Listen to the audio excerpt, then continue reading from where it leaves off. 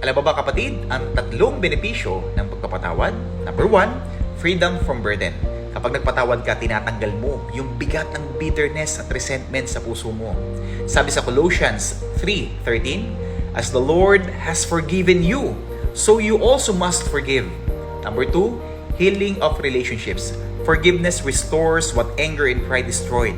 Hindi lang instant, pero ito ang unang step para mag-heal ang relationships. Matthew 6:14, for if you forgive others their trespasses, your heavenly Father will also forgive you. Number 3, reflecting God's love. Kapag nagpatawad ka, pinapakita mo na tunay nga na si Jesus ay namumuhay sa iyo. Si Jesus na nagmamahal at nagpapatawad kahit sa mga humusga at nanakit sa Kanya.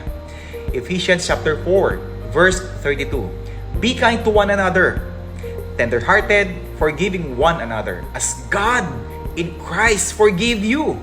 Kaya kapatid, tandaan mo, kapag hindi ka nagpatawad, ikaw mismo ang makukulong sa iyong mga galit at bigat. Pero kung matuto kang magpatawad, ikaw ang unang makakaranas ng tinatawag na tunay na kalayaan.